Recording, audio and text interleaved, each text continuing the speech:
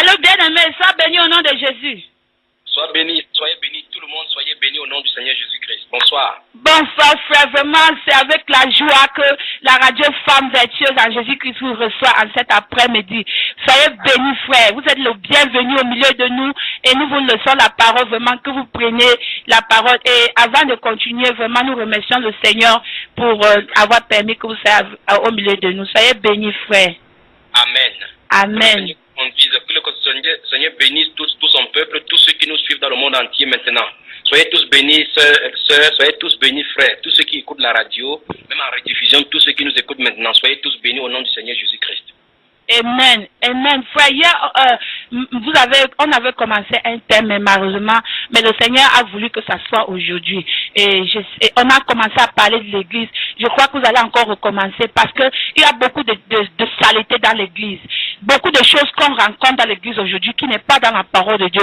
Par exemple, l'esprit de dénomination et l'église. Parce que beaucoup de gens disent qu'on va à l'église. L'église, c'est quoi? Est-ce que l'église, vous voulez que vous nous expliquiez vraiment? Amen. Amen. En fait, c'est normal que les gens se posent des questions ainsi. Vous voyez, ma soeur, l'histoire va encore se répéter, assurément.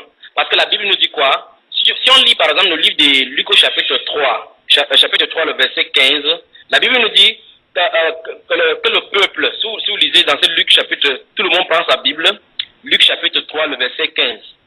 Je recommence encore, l'histoire va se répéter, donc ce n'est pas nouveau. Tous ces phénomènes qu'on observe maintenant, ce n'est pas nouveau. Donc, nous pouvons observer cela déjà dans la Bible. La Bible dit dans le livre de Luc au chapitre 3, le verset 15, que comme le peuple était dans l'attente, écoutez bien, soulignez l'attente. Souvenez-vous qu'il y a eu la première venue où le Seigneur qui était venu, là où il est venu pour nous racheter. Il y a une seconde venue maintenant quand il vient maintenant pour chercher son épouse. Donc, gardez-vous à l'esprit que les choses doivent être similaires. Alors, il dit comme le peuple était dans l'attente et que tous se demandaient en eux-mêmes, si Jean n'était pas le Christ. Vous voyez cela? Donc, l'histoire va se répéter. Nous voici maintenant, nous sommes à la veille d'un événement glorieux qui nous attend, la venue du Seigneur Jésus-Christ. Vous voyez, de même quand les rois mages sont venus indiquer aux religieux la naissance de celui qui les attendait depuis plus de 400 ans, ils ne savaient même pas discerner les signes de sa venue. Or, la chose la plus curieuse qui puisse être est que les scribes et les pharisiens, les anciens et les sacrificateurs savaient très nettement où devait naître le Messie. Si vous lisez Matthieu chapitre 2, verset 1 à 6, vous pouvez voir cela. Mais qu'ont-ils fait donc de cette connaissance? Vous voyez, c'est ça la différence. Il faut qu'on aille à la racine, on va voir la chose. Ont-ils cru en lui plus tard? La réponse est fatalement non. Pourquoi? Parce que ces gens qui devaient être les lumières pour les foules ont plutôt abandonné la parole de Dieu pour établir un système qui est à leur goût. Voilà pourquoi Jésus-Christ va beaucoup s'indigner contre les magistrats et ainsi de suite, les docteurs de la loi, les pharisiens. Si vous lisez Matthieu chapitre 23. Et au sortir de son ministère, il va les appeler de leur nom, du nom de leur vrai père. Dans Jean chapitre 8, verset 37 à 59, il dit, vous avez pour père le diable. Pourtant, ceux-là, ils se disaient, ils obéissaient à la loi de Moïse. Aujourd'hui, ici, par exemple, il y a aussi des gens baptisés que Dieu cite par tout le monde. Alléluia. Pour préparer sa seconde venue. Amen. L'Écriture le dit, les pharisiens de cette époque, souvenez-vous, l'esprit ne peut pas être tué. Le même esprit qui est, parce que dans le livre d'Ecclésiaste, il n'y a rien de nouveau sur la terre. La Bible déclare clairement dans Colossiens chapitre 3, le verset 15, il n'y a rien de nouveau sur la terre. Ma soeur, je vais à la racine pour qu'on voit que ce n'est pas un phénomène nouveau. Il faut qu'on comprenne que les choses qui nous arrivent maintenant, parce que les gens croient peut-être que c'est un phénomène nouveau, c'est pas nouveau. Regardons comment le Seigneur Jésus est venu initialement et voir la préparatif, ceux qui l'ont accepté, ceux qui l'ont rejeté, comment étaient les circonstances, et on va comprendre comment doivent être les circonstances avant sa venue. Comment étaient les circonstances à la naissance du Seigneur Jésus? Souvenez-vous, entre Malachie et Matthieu, il y a 400 ans d'écart où il n'y avait pas de prophète.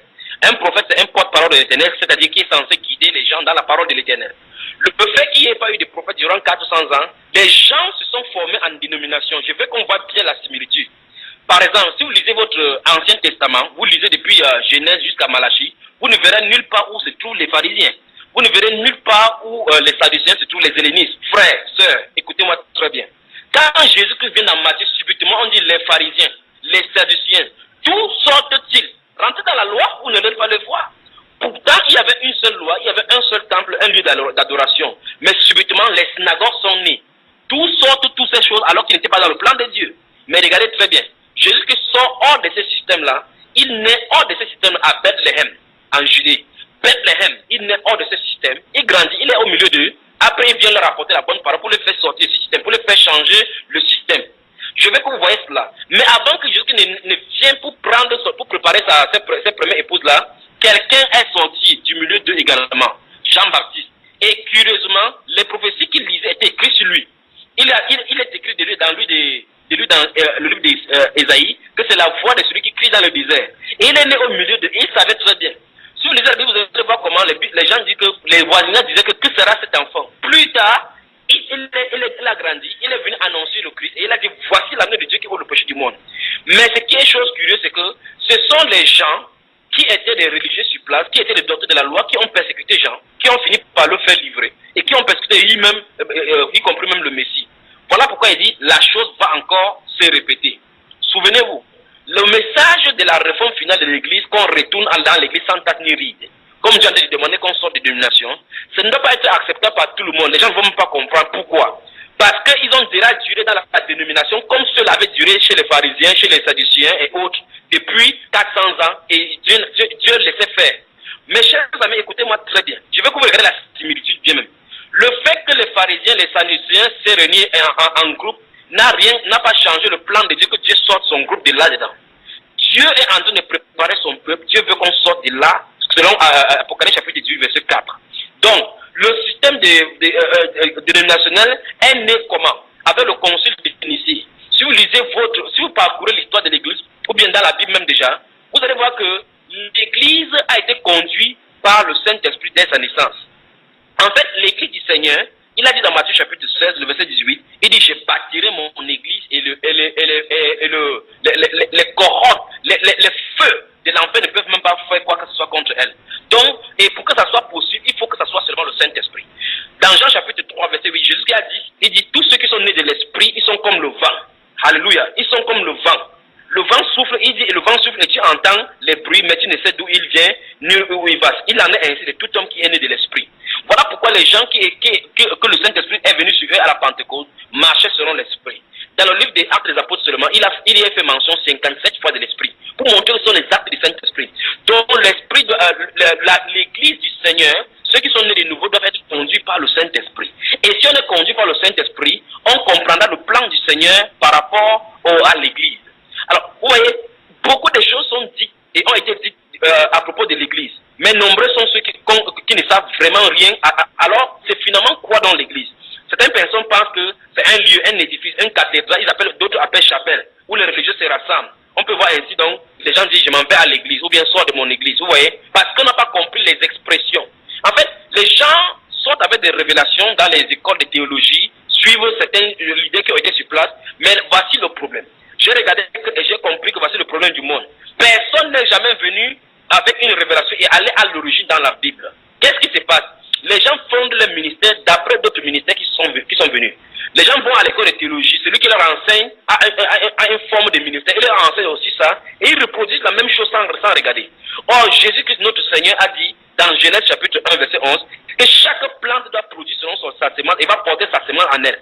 Donc la parole de Dieu, la semence qui a été semée à la Pentecôte, porte la semence de la parole, porte la semence de l'Église, et cette Église doit se reproduire à chaque fois selon cette description-là. Toute autre semence, on ne peut pas planter le maïs pour récolter les arachides. C'est pas possible. Parce que la vie de la graine d'arachide est dans la graine. On ne peut pas modifier ça autrement. Pour modifier autrement, c'est mort. C'est de l'hybridisme. Alléluia. Donc, Dieu veut que chaque semence reste à sa place. Il faut qu'on comprenne la naissance de l'Église et même l'appellation Église même. L'Église, d'après le grec, c'est ecclésia, puisque le Nouveau Testament est écrit en grec. C'est ecclésia, c'est-à-dire que ceux qui sont appelés ordre. Si on ne comprend pas ça, il y a plusieurs dérives aujourd'hui. Vous entendez les gens dire, sors de mon église, si tu ne veux pas de telle chose, tu chasses de cette assemblée, sors de cette église. Ce n'est pas possible qu'un être humain chasse un autre être humain de l'église du Seigneur du vivant. Alléluia. Donc, il faut que les bien-aimés, ceux qui me suivent maintenant, les frères qui me suivent dans le monde, comprennent que l'église, c'est l'église du Seigneur, c'est le corps de Christ. Et cette église-là, c'est l'ensemble de tous ceux qui sont nés de nouveau. Quand il parle de nés de nouveau, c'est ceux qui ont reçu le Saint-Esprit. Depuis la première Pentecôte jusqu'à ce que le Seigneur Jésus vienne chercher son épouse. C'est ceux-là qui font partie de l'église du Seigneur. Alors, ça c'est le corps spirituel du Seigneur. Souvenez-vous, c'est le corps de Christ. Alors le corps de Christ donc, qu'on appelle l'église, est manifesté sur la terre par les assemblées locales. Voilà là où la pierre d'achoppement. Donc vous voyez très bien que les dénominations, avant 325, si vous voulez, avant 325, après le conseil de Nicée, après le concile de Nicée, Constantin a réuni l'église et l'église s'est mariée à l'État. Mais il est important à ceux qui m'écoutent maintenant de comprendre que les gens qui avaient le discernement que Constantin n'avait pas autorité à réunir un conseil de l'église, ils se sont retirés et ceux-là ont été persécutés et taxés d'hérétiques. Voilà pourquoi Satan a utilisé la branche de l'État comme une puissance pour persécuter ceux qui n'adhéraient pas à la doctrine de l'Église catholique. Voilà pourquoi vous allez voir les Ignace d'Antioche, les gens qui vont écrire des choses pernicieuses, des doctrines dont l'apôtre Paul parlait. Ils vont par exemple écrire, vous voyez, l'un des mandats que l'Église catholique a, c'est que hors de l'Église catholique, il n'y a point de salut. Ouais, des abominations comme ça. Pourtant, le salut est uniquement en Jésus-Christ. Et notre Seigneur Jésus avait dit quoi? Que là où deux ou trois sont assemblés en mon nom, on ne doit pas être assemblé au nom d'une dénomination, au nom d'un ministère, au nom ou en quel nom, quelque nom. Le seul rassemblement, le seul nom qui doit lier tous les chrétiens, c'est le nom de Jésus-Christ. Alléluia. La Bible déclare dans les Actes de l'Apôtre chapitre 11 que c'est à Antioche que pour la première fois, les disciples ont été appelés chrétiens. Pourquoi on les a appelés chrétiens? Parce qu'on a vu la manière dont ils vivaient. Point, un trait. Donc ils ne se sont pas donné un nom. La Bible déclare que si quelqu'un, Jésus a dit que si quelqu'un fait faire sa volonté, il saura qui il sait. Donc il faut que chaque personne, tout le monde entier, tous ceux qui m'écoutent maintenant, vérifient les œuvres, vérifient si depuis ils marchent avec le Seigneur. Voici le temps du soir. Bientôt une voix va s'écrier, comme ça en train de s'écrire maintenant. Préparez-vous, voici les pour aller à sa rencontre. Et beaucoup de personnes vont se réveiller très tard. Je sais très bien que les gens ne vont pas admettre ce message. Je sais que beaucoup combattent ce message, mais c'est en ordre, parce que c'est un petit groupe qui doit en sortir. Dieu fait comme ça pour appeler ces élus qui sont à l'intérieur, qui sont enfouis partout. Souvenez-vous de ceci. Quand Jésus est venu, l'apôtre Pierre, l'apôtre Paul par exemple était un pharisien avancé dans le judaïsme, c'est lui-même qui le dit comme témoignage. Mais il agissait par ignorance. Pourtant, si vous lisez les règles pharisiennes, dans Marc chapitre 17, de verset 7 à 9, la Bible déclare qu'ils ont mis le commandement de Dieu à côté et au profit des traditions des pères. On a ajouté des choses à la parole de Dieu. C'est très important que les gens m'écoutent maintenant. Je prends cela dès le départ pour montrer que c'est la même chose. Regardez très bien comment Dieu avait donné l'adoration à Moïse au temple de Jérusalem. Tout a été régularisé là-bas. Il était que chaque personne qui venait lit la même chose. Chaque fois que le peuple s'est détourné, même dans le livre d'un roi par exemple, dans 2 rois, quand ils ont perdu la loi, un jour on faisait la réflexion du temple, on a trouvé le livre de la loi, ils ont lu et Josias a eu du zèle pour l'Éternel. Il a restauré la part telle que c'était et Dieu l'a visité. C'est pour montrer que chaque fois quand il y a la dérive, quand les gens sont illuminés par le Saint-Esprit, on rentre à la puissance, à la parole initiale, Dieu va visiter les gens. Ce n'est pas pour autant que ceux qui sont là, quand ils font le faux, Dieu avait un non. Ils vont croire qu'ils sont avec Dieu parce que Dieu ne dit rien. Le plus grave ici, c'est que dans l'Ancien Testament, Dieu pouvait frapper directement et on voit que Dieu est en train d'agir, Dieu est fâché. Mais mes chers amis, mes chers frères, mes chères soeurs, écoutez bien ceci. La surprise, c'est à la fin des temps. La surprise, c'est à l'enlèvement. Quand quelqu'un sera pas enlevé, il va dire si je savais, et ce sera trop tard. Donc mettons-nous en ordre dans le Seigneur. Mettons-nous en ordre. Ou bien, même après la grande persécution, tu viens après le millénaire au jugement, on te dit, ouvrier d'iniquité, je ne t'ai jamais connu. J'ai peur que quelqu'un puisse entendre cela. Vous qui commettez l'iniquité. C'est quoi l'iniquité? La parole de Dieu dit dans Proverbe chapitre 30, verset 6, que n'ajoute rien à sa parole, de peur qu'il ne te reprenne et que tu ne sois trouvé menteur. Donc si quelque chose a été ajouté à la parole de Dieu, il faut qu'on change cela. Toutes les dénominations fonctionnent avec un même système, le système pyramidal. Au sommet, il y a un seul homme qui conduit la chose et puis les autres sont soumis à ses pieds. Non. La Bible nous déclare clairement, dans la révélation du Nouveau Testament, que les églises, chaque église locale était dirigée par un comité d'anciens. C'est le comité d'anciens qui fait office des dirigeants de l'église. Il n'y a pas au-dessus des gens qui ont nommé ce qu'on appelle en anglais le General Overseer, le grand prophète, le grand apôtre qui est à l'extérieur, qui contrôle avec un œil méchant, un œil surveillant. Non. Chaque église locale est autonome, ne dépend pas d'une certaine base quelque part. Toute église qui fonctionne avec ce système pyramidal est directement contrôlée par l'Antichrist. Parce que l'église de Rome est contrôlée de la même façon. L'église catholique a son siège à Rome et il contrôle tous les diocèses, tous les paroisses dans tout le monde entier. Et tout le rend compte là-bas. Donc si quelqu'un s'est bâti un temple comme ça, un système comme ça, il est directement, pas étonnant donc que la Bible parle de ses filles. Les filles de la grande prostituée, la grande mère, la Babylone la grande, la mère des impudiques. Écoutez comment la Bible l'appelle dans Apocalypse chapitre 17. La mère des impudiques. Une mère, c'est celle qui est enfantée.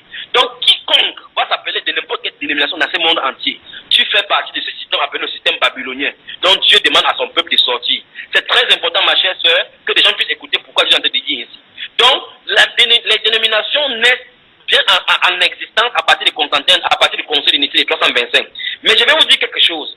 Ce n'est pas de lui que c'est issu.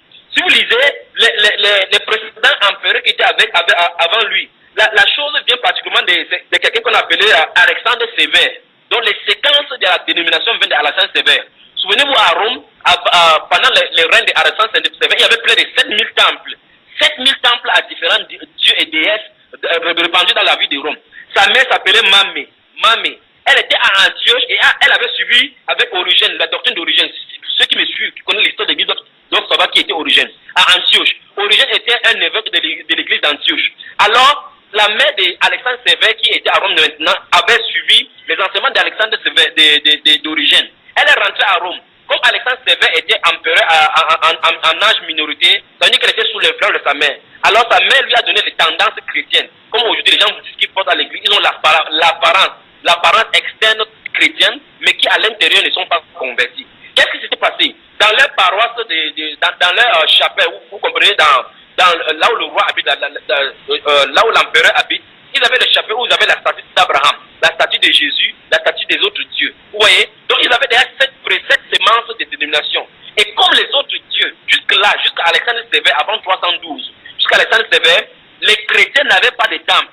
Donc c'est Alexandre Sévère qui avait donc l'idée de construire autant, parce que comme sa mère avait de la sympathie pour les chrétiens, il a dit ok, comme les autres religions ont déjà les temples, il s'est proposé donc à construire un temple pour le Dieu d'Abraham, d'Isaac et Jacob, où on va mettre les statues d'Abraham et les statues de Jésus. Mais comme il est mort avant d'avoir accompli cela, voilà ça qui vient maintenant en manifestation par Constantin. Donc il faut qu'on comprenne que la sémence, et souvenez-vous de ceci, tous ces rois qui sont passés jusqu'à Constantin, qui est un type parfait de Nimrod, si vous lisez le livre de Genèse, vous allez voir très bien que chaque fois cette sémence est toujours venue, cette pensée est toujours venue, cette inspiration diabolique antichrist est toujours venue de pouvoir rassembler les gens. Dans Genèse chapitre 11, ils ont construit la tour de Babel. Pourtant la voix de Dieu était allez et disperser, vous multiplier sur la terre, remplacer la terre. Ils se sont regroupés et il dit même clairement, dans ce livre de Genèse, il dit de peur que nous soyons dispersés. Donc un autre qui est contraire à la volonté de Dieu. Maintenant, Jésus vient dans le Nouveau Testament. Il redit la même chose dans Matthieu chapitre 28, verset 19. Il dit quoi? Il dit allez et faites de toutes les nations les disciples, leur enseignant à absorber tout ce que je vous ai prescrit. Et c'est ce que les disciples ont fait. Actes des Apôtres chapitre 20, le verset 20, l'apôtre Paul dit quoi? Que vous savez très bien que je n'ai pas craint de vous enseigner publiquement et dans les maisons. Dans les maisons, la version anglaise dit from house to house. Dans les maisons, le conseil de Dieu. Je vous ai annoncé tout le conseil de Dieu sans en rien cacher. Donc qu'est-ce qui se passe? Quand l'apôtre Paul installe, il dit exactement ce que Jésus a dit. Le Saint-Esprit vient, il confirme ce que Jésus a dit. Il leur enseigne tout ce que Jésus a dit. Mais qu'est-ce qui se passe? Les gens commencent à abandonner la foi. Quand à partir d'Alexandre Sévère, donc, les gens vont commencer à suivre la doctrine étatique qui avait été installée en 325 au conseil de Nicée. Alors la dérive du christianisme va aller là-bas. De la même façon comme Jézabel est venue se marier à Akab par une alliance politique, de la même façon, Constantin s'est marié à l'église pour des raisons politiques, pour pouvoir asseoir son royaume. Et maintenant, l'antichrist est entré. La sémence antichrist venait commencer à prendre la gestation. Pas du tout que la Bible appelle la grande prostituée, l'église de Rome, et tous ses acolytes.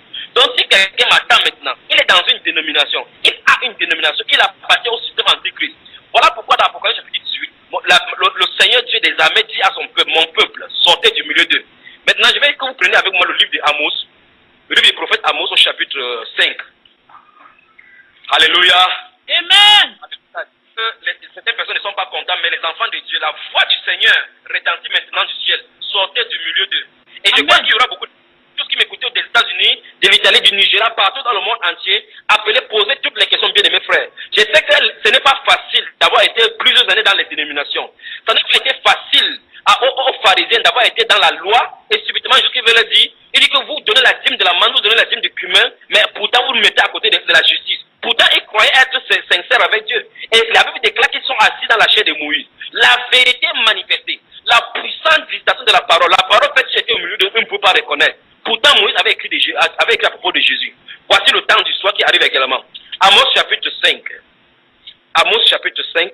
Alléluia. Amen. Le verset 4 et verset 6 à 6 dit quoi? Car ainsi parle l'Éternel à la maison d'Israël. Cherchez-moi et vous vivrez. Ne cherchez pas Bethel, n'allez pas à Gilgal, ne passez pas par Beersheba, car Gilgal sera captif et Bethel anéanti. Cherchez l'Éternel et vous vivrez.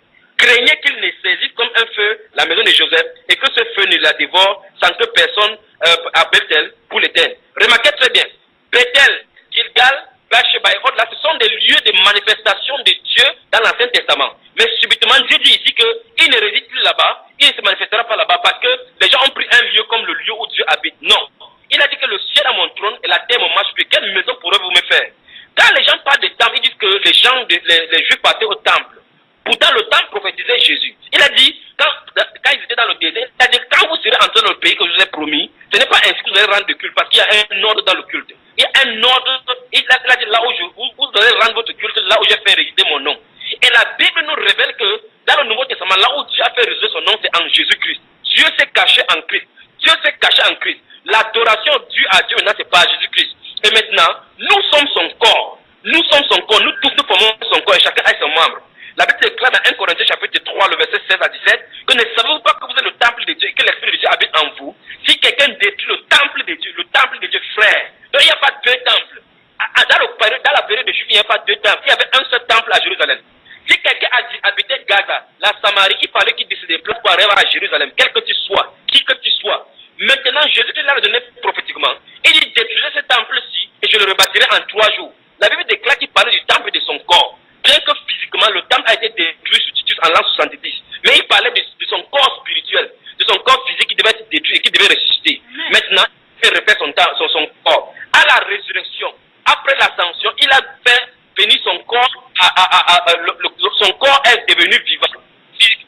Le corps de Christ, donc, est devenu vivant par le Saint-Esprit. Et nous sommes manifestés sur la terre maintenant en assemblée locale. Donc, le temple de Jérusalem n'a plus son lieu d'être spirituellement parlant. Et même quand on commence à répliquer dans les dénominations dans le monde, sans savoir d'où ça vient, voilà là où le mal est. Il n'y a pas un seul verset biblique en faveur des dénominations dans la Bible. Personne ne peut monter un seul verset biblique pour les dénominations.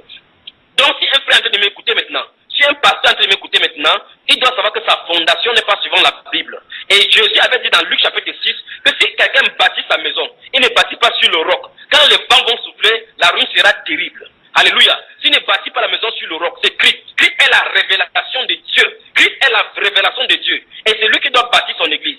Personne ne peut recevoir une révélation et dire que cette révélation-là, sans avoir contrôlé, et que la révélation est contre la parole de Dieu. Aucune personne, j'aimerais bien que les pasteurs qui m'écoutent maintenant, que les prophètes qui m'écoutent maintenant dans le monde entier, me demandent par la Bible que Dieu a changé entre temps. La Bible déclare dans Malachie qu'il n'y a aucune homme de variation en lui. Et Jésus est le même hier, aujourd'hui, pour toujours. Comme il a agi, il va là toujours agir. Dieu merci, le Seigneur Dieu des Amen ne nous a pas laissé orphelins. Franchement, s'il n'y avait pas la Bible, on devait suivre n'importe quoi. Alléluia. Il nous a laissé sa parole et il a conclu que personne ne doit rien ajouter, ni rien y retrancher. C'est le dernier arbitre en matière de l'autorité spirituelle. Tout ce qui concerne la chose céleste est régularisé dans la Bible. Et il n'y a pas une nouvelle révélation que Dieu va donner à son peuple, non. Il y aura l'élimination des passages bibliques comme il est en train de le faire maintenant. Ce n'est pas une nouvelle révélation. C'est écrit dans la Bible. Dieu veut que son peuple retourne à l'église originelle. Je vous ai toujours dit que quand on plante une graine de maïs, quand ça produit, à la récolte, à la moisson, c'est la graine de maïs qu'on va retrouver. C'est conforme à Genèse chapitre 1, verset 11, où il est écrit que chaque plante reproduit selon son espèce et qu'on ait des semences, chaque semence est sa vie en elle-même. Donc l'église que Dieu a sémée dans la Pentecôte n'a jamais été éteinte, ne sera jamais éteinte. Et nous sommes de cette sémence-là. La même sémence, la même déclaration qui a été dit que repentez-vous, que chacun de vous soit baptisé et allez jusqu'à maintenant, jusqu'à ce que le Seigneur Jésus vienne. Donc, et il dit maintenant, mon peuple, j'ai entendu du ciel une autre voix qui dit, mon peuple, sortez du milieu d'elle. Pourquoi du milieu d'elle? Parce que le peuple de Dieu s'est trouvé en captivité. Souvenez-vous pour ceux qui disent que, avant qu'on ne vienne avec ce message, les gens étaient dans la dénomination. Oui, les gens étaient dans la dénomination.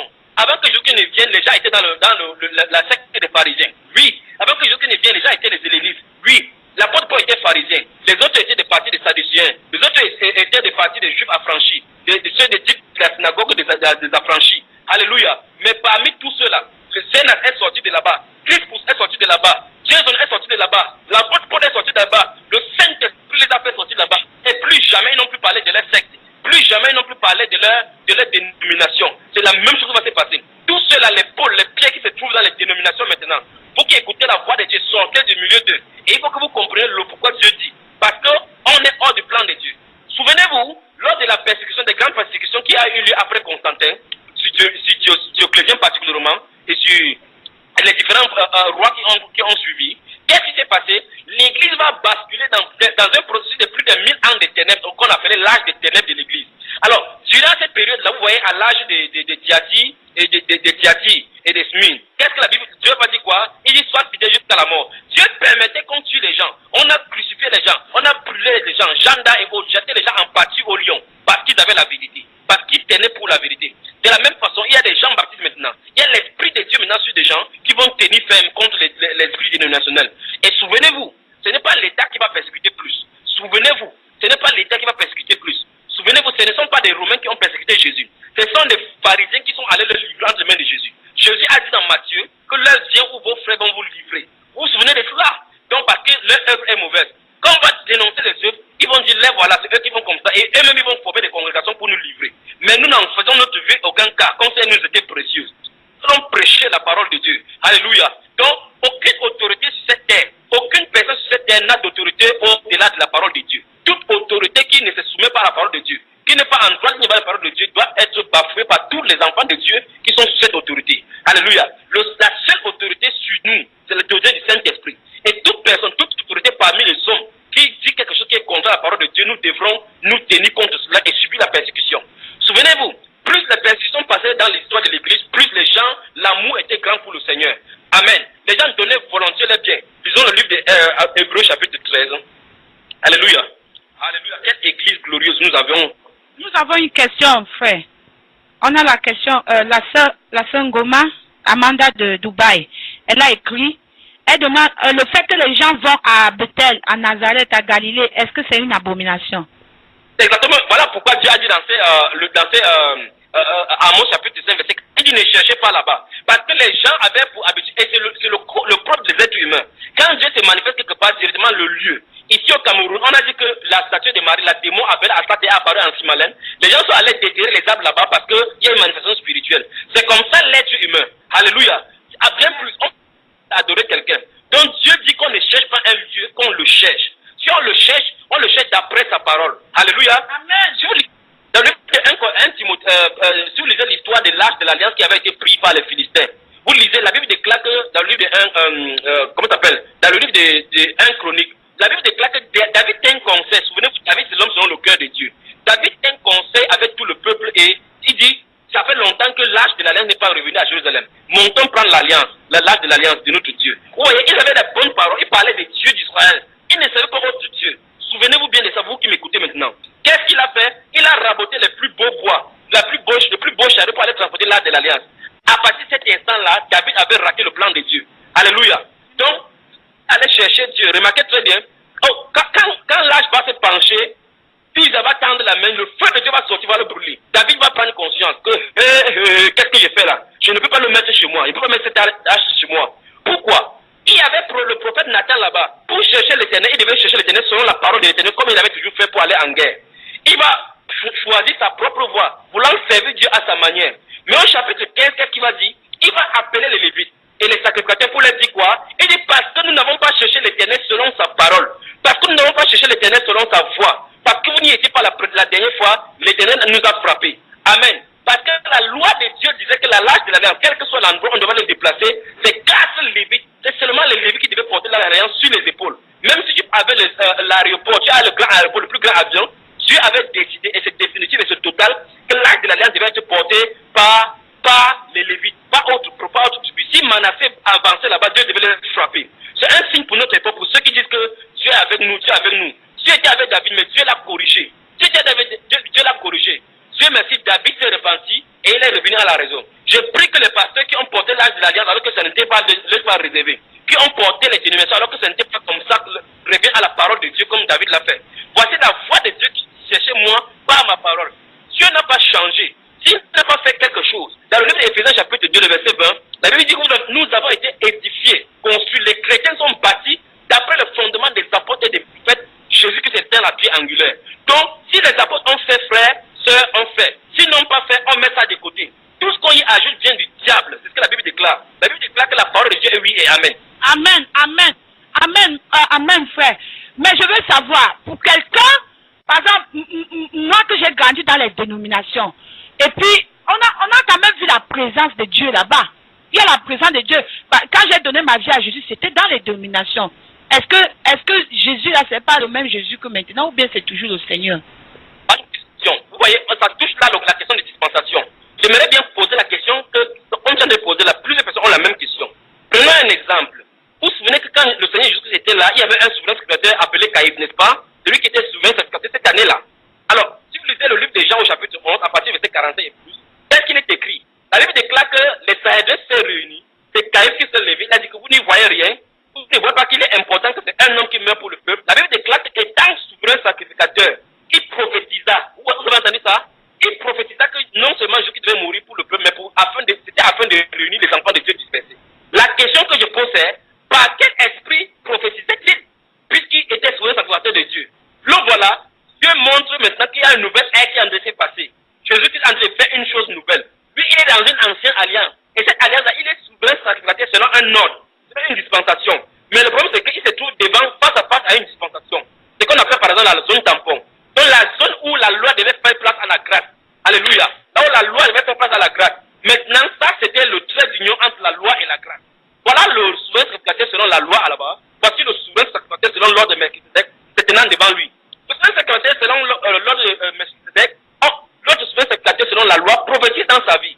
Alléluia. C'est un peu comme toi, tu dis que tu étais dans la dénomination. Oui, c'est vrai. Plusieurs personnes étaient dans la dénomination. Mais maintenant, est-ce que c'est la dispensation maintenant de sortir? Oui, il faut sortir. Dieu a laissé, par exemple, pendant les 1000 ans de ténèbres qui s'est passé dans l'église. Les gens étaient dans les groins, dans le sous-sol, se cachaient dans les champs. Dieu les connaissait. Dieu a laissé passer comme ça. Il pouvait préserver des gens. Mais c'est dans le plan de Dieu que ça arrive. Dieu veut que maintenant, au temps du soir, qu'on retourne. Oui, mes soeurs, oui, mon frère, les gens sont dans les dénominations. Ce n'est pas pour autant qu'on doit y rester parce que tu as dit qu'on sort. Si vous lisez la Bible, vous allez voir que Judas Iscariot était avec les disciples, mais il allait par la suite se pendre. Ce n'est pas pour rien, pour autant qu'on doit aller se pendre comme lui, il s'est pendu. Non. On doit suivre le bon exemple. Ce n'est pas parce qu'il a fait comme ça, il a guéri les malades. Oui, il a guéri les malades au nom de Jésus. Mais maintenant, qu'est-ce qu'il a fait par la suite? Il allait se pendre. Il a quitté la voie de Dieu. L'esprit de Dieu était sur les dénominationnistes. Par la suite, qu'est-ce qui va se passer? Dieu était à l'œuvre sortant son peuple. Chaque fois, chaque ministère, chaque enfant de Dieu, chaque prophète de Dieu, des réformateurs que Dieu va envoyer, il va leur dire seulement de sortir. La voix de Dieu n'a pas changé. Luther, Zwingli, Jean Calvin sont sortis de la même façon dans un système. Mais le problème, c'est que tous les réformateurs sont sortis, ne sont pas rentrés dans la parole originelle. Voilà pourquoi ça a été répliqué. Les méthodistes, les baptistes, les évangélistes, les pentecôtistes, et maintenant, nous maintenant les pentecôtistes et l'église réveillée. Pourquoi? Parce que les gens sont sortis, répliquer encore le même système dans lequel ils sont sortis. Voilà pourquoi j'invite tous ceux qui sont sortis des dénominations de passer au scanner du Saint-Esprit. Examinez toutes choses après la parole de Dieu et ne mettez pas le sentiment. Plusieurs personnes mettent le sentiment en disant que j'aime mes personnes. C'est mon pasteur qui m'a conduit à Christ. Non. L'apôtre Paul dit que qu'est-ce que Paul, qu'est-ce que Apollos? Des serviteurs par le moyen duquel vous avez cru. Donc ce n'est pas eux qui sont importants, c'est la voix de Christ. Mon pasteur, moi qui m'a amené à Christ, je lui enseigne maintenant des choses parce qu'il était dans le faux. Maintenant il est revenu à la raison. Quel homme humble. Alléluia. Il faut qu'on marche après le Seigneur. Pourtant, celui qui m'a amené en Christ, il n'y a pas la durée dans le Seigneur ici, ma soeur. C'est la relation avec le Seigneur et la révélation d'après la parole. Si c'est clair que tu as fait 80 ans dans la foi, tu vas devoir y revenir ou bien tu vas être contre. Maintenant, ma soeur, je vais expliquer quelque chose. J'ai parlé des dispensations. C'est d'après les dispensations qu'on est en train de vivre. Comme l'Esprit de Dieu est en train de révéler aux gens des sorties de dénomination, ça veut dire que Dieu va faire une nouvelle chose. Comme Caïphe était là, quand Jésus était né, il était dans le berceau. Souvenez-vous, il allait au temple, il allait aux festivités avec sa mère. Ce n'était pas encore la dispensation de Moïse était toujours là. Mais lorsqu'il est écrit que voici l'agneau de Dieu qui ôte le péché du monde, lorsque le Seigneur Jésus a lu dans Luc chapitre 4, qu'aujourd'hui cette parole du livre d'Ésaïe est accomplie. L'autre dispensation était terminée devant Dieu. Et c'était maintenant le système de la grâce et de la vérité en Jésus-Christ. Alléluia. Donc, faisons attention. Maintenant, il est écrit, sortez du milieu de cette parole est restée inerte depuis l'an 95. Les gens prêchaient, maintenant voici la réalité. Il faut que les gens sortent.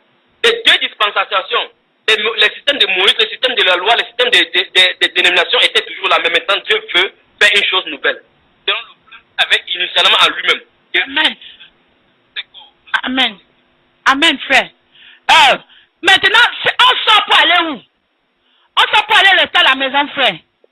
Question. Après, ne répondons pas à la Bible. Dans le livre de 2 Corinthiens, alléluia, sorti pour aller. Donc, dans 2 Corinthiens chapitre 6, alléluia, verset 17, la Bible dit, c'est pourquoi sortez du milieu il faut qu'on suive l'ordre de Dieu. En fait, si quelqu'un est né de Dieu, il doit suivre la voie de Dieu. Regardez ce qu'il est écrit dans le chapitre 17,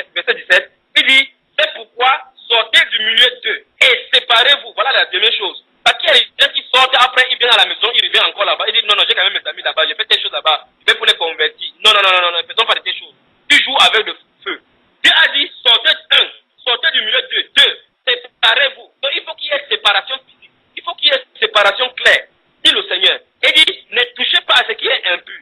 Toute cette chose-là, dans Ésaïe chapitre 28, verset 8 à 11, il dit quoi? Il dit, toutes les tables sont pleines de vomissures. Ce n'est que précepte sur précepte. Chaque dénomination a ses règles. Sinon, s'ils avaient les mêmes règles, alors, puisque la seule règle, c'est la parole de Dieu. Si c'est la même parole qui était prêchée, alors, unanimement, on devait être d'accord. Mais telle dénomination ne croit pas au baptême au nom de Jésus. Elle ne croit même pas à la Saint-Esprit. Elle ne croit pas au miracle. Vous pensez que Jésus est là-dedans? Non. Jésus est fidèle, il doit se réunir. Ici, la Bible déclare, ne touchez pas à ce qui est impur. Pourquoi? Et il dit, je vous accueillerai. Voilà la réponse, ma soeur. Il dit, je vous accueillerai. Donc, c'est qu'une soeur, un frère qui m'écoute maintenant a à faire, ta responsabilité, c'est d'abord de sortir. Ne réfléchis pas là où tu vas aller, point. Ne réfléchis pas, Dieu a promis qu'il va t'accueillir. Amen. Dieu a promis qu'il va nous accueillir, gloire à Dieu.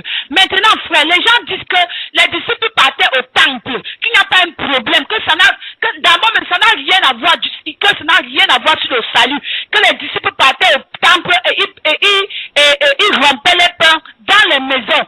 Donc, et comment maintenant on les demande qu'on ne doit plus aller au temple, parce qu'ils se disent que le temple c'est l'église, parce que tu entends quelqu'un qui dit, je m'en vais à l'église. Quand tu dis que l'église c'est pas ce que tu vois là, il dit que non, les disciples partaient à l'église. Donc, frère, je veux que vous nous expliquiez vraiment. Amen. Une question encore, ma soeur. La première question que je pose, c'est en fait, même si on veut imiter les apôtres comme ça, comme quelqu'un dit comme ça, d'accord, la seule façon pour eux de partir, c'est qu'il faut qu'ils partent à Jérusalem. Alors, il faut qu'ils partent à Jérusalem parce qu'il y avait un seul temple. Quel que soit le cas, vous allez voir par exemple, l'apôtre Paul va dire, il dit que je veux, si Dieu le permet, il faut que j'arrive à la Pentecôte à Jérusalem, parce qu'il voulait se présenter à Jérusalem. Parce qu'il était n'importe où, il fallait qu'il vienne à Jérusalem pour rendre le témoignage de Jésus là-bas. Alléluia. Donc, si quelqu'un veut imiter ce que les apôtres faisaient, la seule et unique façon de le faire, c'est qu'il parte à Jérusalem. Maintenant, il faut expliquer aux chrétiens pourquoi le temple, pourquoi ils partaient au temple. Jésus-Christ, en allant au ciel, a dit dans le livre d'Actes chapitre 1, le verset 8, il a dit, mais vous recevrez une puissance quand le Saint-Esprit surviendra sur vous et vous serez mes témoins à Jérusalem. Il fallait que le témoignage soit d'abord à Jérusalem, puis en Samarie, ainsi de suite. Amen. Donc, voilà pourquoi ils partaient au temple. Ils ne partaient pas au temple pour communier. Non. La Bible déclare que leur communion, c'était dans les maisons, pour montrer que, après être là-bas, aller là-bas pour impacter, ils venaient et la communion des chrétiens était dans la maison. Ce n'étaient pas des chrétiens qui étaient au temple, non. Les chrétiens allaient au temple pour les enlever sous le système de Moïse. Alléluia. Les chrétiens allaient au temple pour les enlever sous le système de Moïse. Les chrétiens n'ont pas de temple parce que les chrétiens forment le temple. Le culte chrétien, proprement dit, c'est le seul culte où il n'y a pas de sacrifice humain à donner, où il n'y a pas de sacrifice extérieur à... Amen. Amen, frère. Il paraît que le volume est parti encore. Mais est-ce que tu le sais m'entendre? Si vous m'entendez, faites-moi signe. J'ai la sœur aimée qui dit que le volume est parti. Est-ce que c'est parti, mes sœurs? Si vous nous écoutez, faites signe. Vous qui êtes à Londres, vous qui êtes au Nigeria, en Italie, en Amérique, dans l'Amérique du Nord, en Amérique du Sud, en Europe de l'Est, en Europe du Sud, quel que soit l'endroit où vous trouvez, le Saint-Esprit vous connaît. Il connaissait l'unique Éthiopien, il connaissait là où il était dans le désert. Alléluia. Alors, la sœur, est-ce que tout est en ordre là maintenant? Alléluia. Amen. Il y a une sœur qui dit que c'est bon. Oui, la sœur dit c'est bon. La sœur Autant, c'est bon? Oui, c'est bon. Continue, frère. Le temple, ils allaient au temple pour impacter. Nulle part énésie. Remarquez très bien. Prenons le Acte des Apôtres, par exemple, le chapitre 3, parce que la Bible déclare qu'ils allaient à lieu de prière. Nulle part, ne dites pas ce que la Bible n'a pas dit. La Bible a dit dans le livre de Proverbes, chapitre 30, verset 6, il n'ajoute rien à sa parole, de peur qu'il ne te reprenne et que tu sois trouvé menteur. Chapitre 3, qu'est-ce qu'il est écrit? La Bible déclare, Pierre et Jean montaient ensemble au temple à l'heure de la prière. C'était la 9e, c'est-à-dire à 15 heures. Il y avait un homme boiteux de naissance qu'on portait et qu'on plaçait tous les jours à la porte du temple appelé la Belle, pour qu'il demandât l'aumône à ceux qui entraient dans le temple.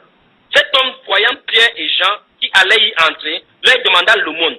Pierre, de même que Jean, fixa les yeux sur lui et dit, regarde-nous. Et il les regardait attentivement, s'attendant à recevoir de quelque chose. Alors Pierre lui dit, je n'ai ni argent, ni or, mais ce que j'ai, je te le donne. Au nom de Jésus-Christ de Nazareth, lève-toi et marche. Et le prenant par la main droite, il le fit lever et au même instant, ses pieds et ses chevilles devinrent fermes. La Bible déclare par la suite, d'un saut, il fut debout et il s'est mis à marcher. Il entra avec eux dans le temple, marchant, sautant et louant Dieu. Tout le monde le vit. Écoutez bien, tout le monde, non, ceux qui étaient au temple le vit, marchant et louant Dieu. Il reconnaissait que c'était celui qui était assis à la belle porte du temple pour demander l'aumône. Et il fut rempli d'étonnement et de surprise au sujet de ce qui lui était arrivé. Comme il ne quittait pas Pierre et Jean, tout le peuple étonné accourut vers eux au conseil de Salomon. Pierre, voyant cela,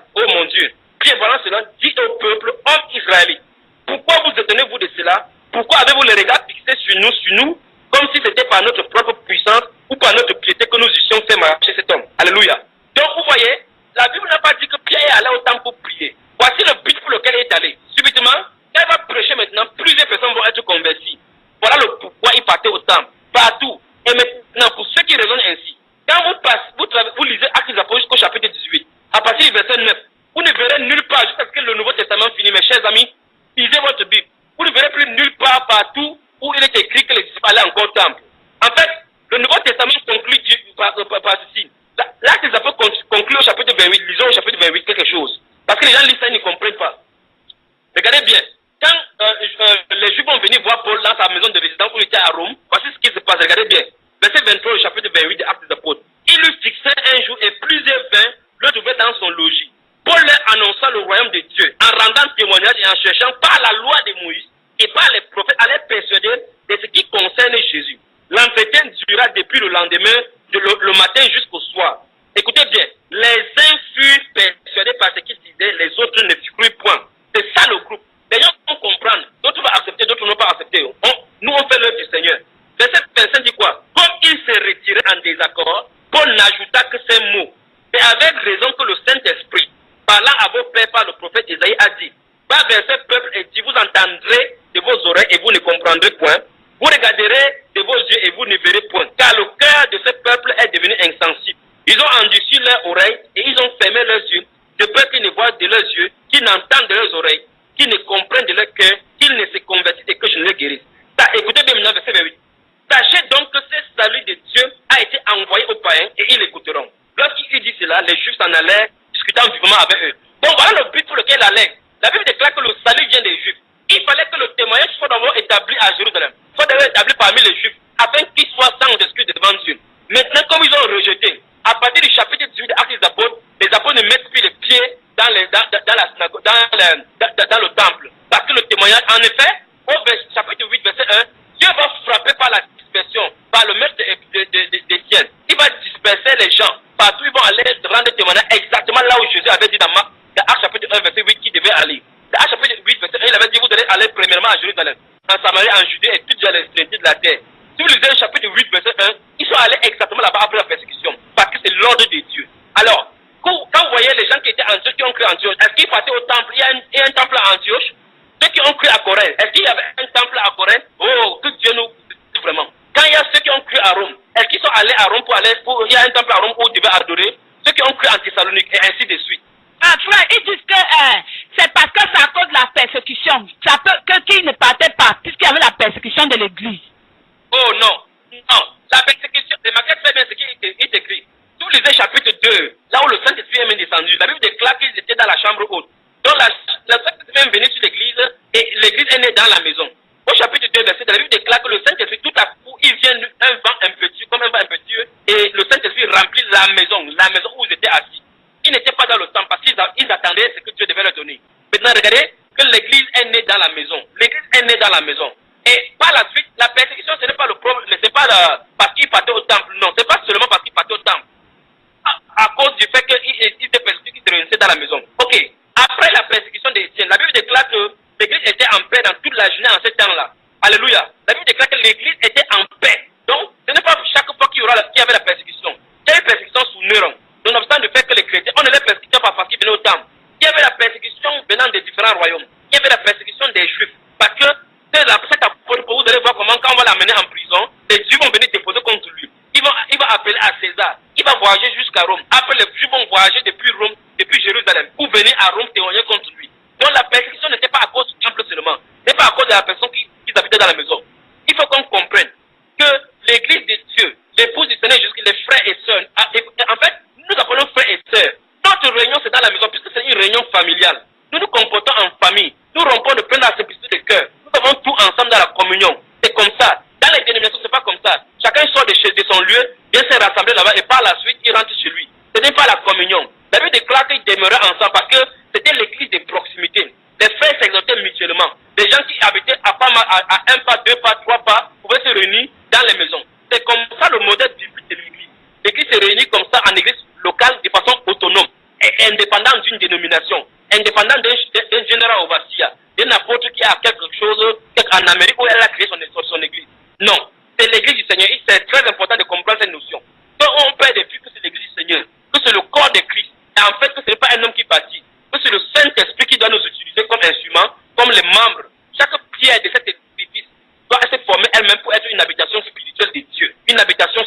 spirituel de l'Esprit de Dieu. Et le modèle a été posé une fois pour toutes.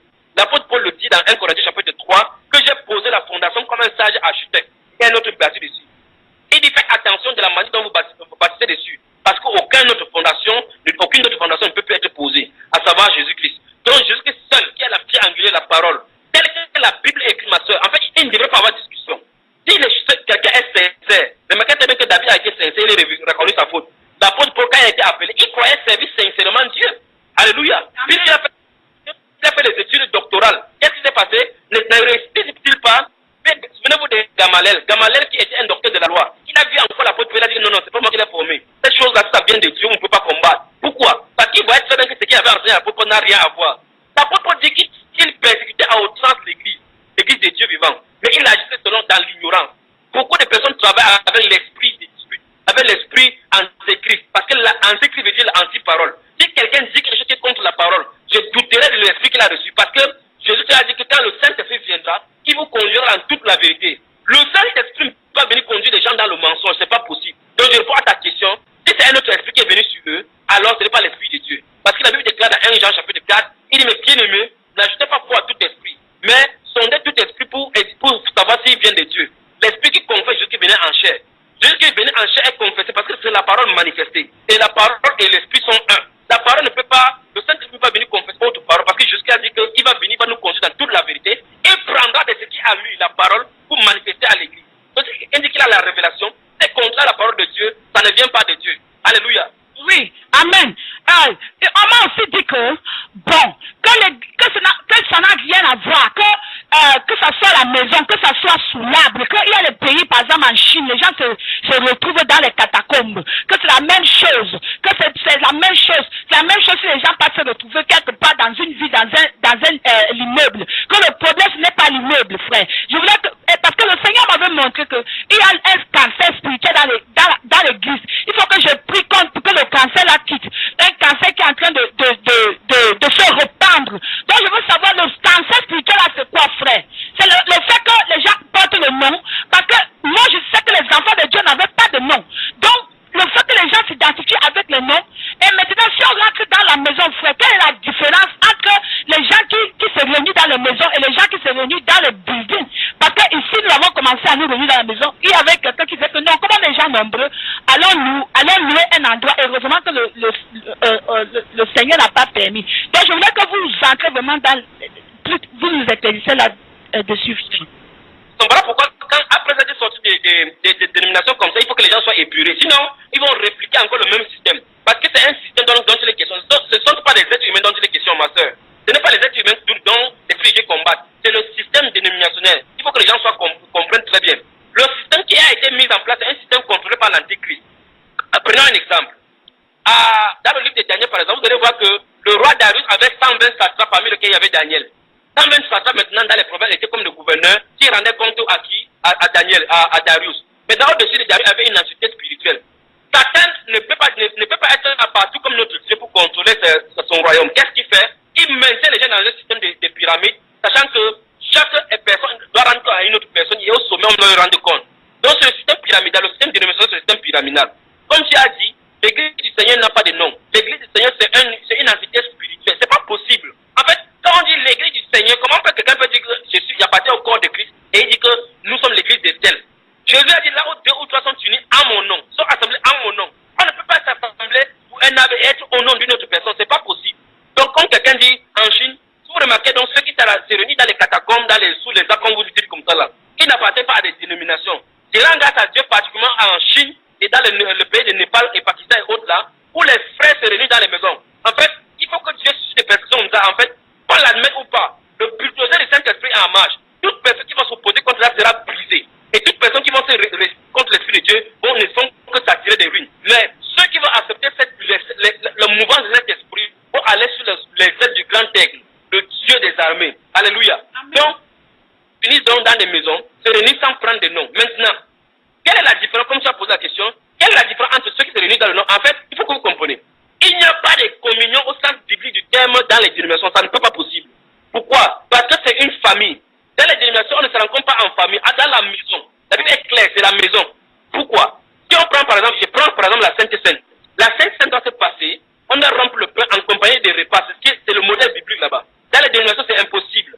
On ne sait pas qui est qui. Il n'y a pas de communion fraternelle. Si vous prenez par exemple 1 Corinthiens chapitre 14, le culte d'adoration comme cela s'est passé, ça ne peut pas se passer parce que dénomination, souvenez-vous, j'ai dit que ce n'est pas la personne qui a le problème sur le système. Le système est clair. Chaque dimanche ou mercredi, les gens viennent se réunir. On connaît ce qui va se passer. Il y a les prières d'ouverture, les prières d'entrée, les chants, les groupes de louanges sont là, les groupes des anciens sont d'un côté, le pasteur et sa femme, s'il ne vient pas en retard, en entrant, il y a des gens qui portent leur Bible pour entrer. Les gens se prosternent devant eux. Quand ils entrent, les gens se mettent debout. Après, il y aura les sermons, il y aura les cantiques. Donc, tout est régularisé. Vous ne pouvez pas voir de telles choses dans la Bible, ma chère soeur, mes chers frères. La Bible déclare quand vous vous réunissez, que faire frère, que chacun se tient prêt dans la version parole vivante, dans 1 Corinthiens chapitre 14, verset 26, il est écrit, que faire frère lorsque vous vous réunissez, que chacun se tient prêt à apporter sa part de contribution au culte. Tandis que le culte rendu à Dieu était la participation de tout le monde. Vous ne verrez nulle part de telles choses dans la dénomination, parce que le pasteur va venir passer son message. Après, il va organiser des séminaires pour dépouiller le peuple de Dieu de l'argent. Alors, chaque samedi, c'est comme ça, dimanche après dimanche, on va venir sermonner. Voilà, prenons un exemple. Prenons un frère qui est assis à l'intérieur depuis 15 ans. Il ne sait pas à quoi il est appelé. Voilà pourquoi quand ils sont déboussolés. 15 années. Ils ne savent pas ce qu'il faut. Ils ne connaissent pas pourquoi ils ont été appelés. Ils ont été appelés à aller s'asseoir seulement, à emmagasiner des conneries, des âneries, des choses diaboliques. Alléluia. Ils ne grandissent pas. Ils sont obèses spirituels. En fait, ils ne connaissent pas la direction. Pourquoi? Parce que cet homme qui est assis devant eux là-bas ne fait que les sermonner. Or, la Bible déclare que lorsque l'on est de nouveau, nous sommes son ouvrage et a été créé pour des bonnes œuvres que Dieu a préparé d'abord pour que nous accomplissons. Comment les gens peuvent être 20 ans dans la foi et ne savent pas ce qu'ils sont en train de faire? Ils croient que quand ils partent au culte dimanche, comme ils disent qu'ils m'en à l'église, ils partent rendre culte à Dieu. Non! Notre culte, nous avons une œuvre. Si tu es chrétien, tu as une œuvre à accomplir dans la voie du Seigneur. Voilà pourquoi il faut enseigner les frères, enseigner les sœurs. Sinon, chacun sera suppliquant. Dieu va demander qu'est-ce que tu fais de ton talent. Qu'as-tu fait de ton talent? Tu vas dire, Seigneur, quel talent? Pourquoi? Parce que tu as mis le talent dans chaque chrétien. Il n'y a pas de chrétien sans don. Or, dans les dénominations, on étouffe les dons.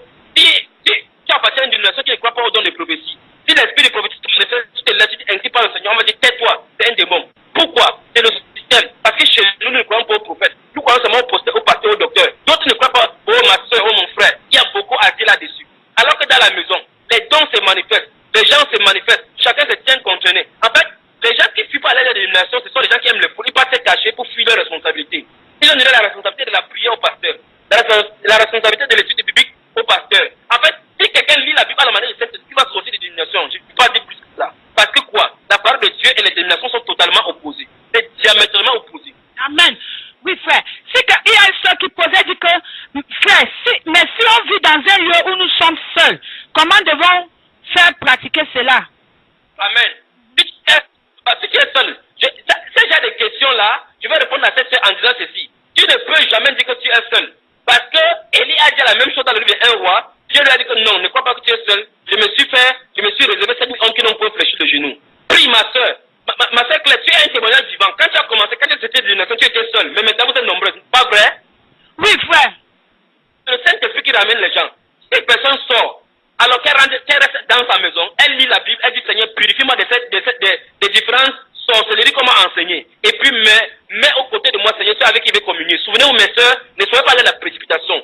Sortez à la manière de Dieu. Il a dit sortez et je vous accueillerai. Dieu a promis cela. Si tu écoutes ça, tu sors, il va t'accueillir. Tu vas être surpris qu'en face de toi, aux côtés de toi, il y a des gens qui adorent, qui ont la même doctrine comme ça là, qui ont reçu les mêmes révélations. Nous voici maintenant sur Internet qui nous sommes réunis. Sommes-nous donné rendez-vous? Est-ce que nous nous connaissons physiquement pour le savoir? Dieu a donné les mêmes choses à ses enfants. Que la son nom soit éternellement glorifiée. Donc, si cette soeur m'écoute maintenant, elle comprend qu'elle ne dit plus jamais qu'elle est seule. D'abord, elle avait le Seigneur parce que le Seigneur a dit que je suis avec vous tous les jours jusqu'à la fin du monde. Si on obéit à sa voix en sortant d'abord, qu'est-ce qui va se passer? Dieu va nous accueillir, c'est ce qu'il a promis. Et maintenant qu'elle va promettre, il va joindre au fur et à mesure des gens à toi, de les communier ensemble. Ne te sens pas seul de façon sentimentale, de façon charnelle, en disant que la communion de cette... Je sais que les tentaments qu'on fait dans cette dénomination-là manquent à beaucoup de personnes. Mais c'est mieux d'écouter la voix de Dieu. C'est mieux d'être là où Dieu t'attend que d'être à la majorité et périr. Amen, amen. Je lance la vie à toutes les sœurs que vous sortez des dénominations. Réunissons ici à la radio, on partage. Comme on est entre nous les sœurs, partageons. C'est pour ça qu'elle dit que je n'ai pas envie de parler seul. Si vous avez un passage, vous avez un passage, un sujet de prière, on prie ensemble, mes sœurs. Le Seigneur est avec nous. Amen.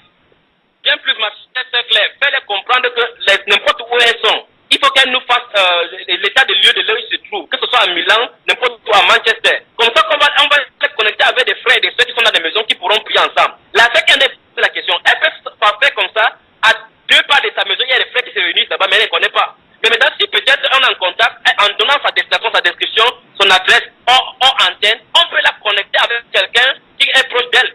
Amen. Vous êtes sœur, alléluia. Amen. Dieu, géographie se trouve, comme ça on pourra les connecter avec les frères et sœurs, et on va adorer Dieu en esprit et en vérité. Amen. Amen, oui. Donnez vos adresses, pas les adresses. Donnez, si vous vous trouvez à Paris, vous êtes trouvé à... Donnez vos adresses. Si jamais il y a des gens qui sortent, on va vous mettre ensemble par la grâce de Dieu. Alléluia. Amen. Amen. Alléluia. Donc je vais continuer en disant ceci. Si vous regardez l'ordre des cultes, voilà, ma chère sœur, si tu permets, je vais bien expliquer à quelqu'un ce soir.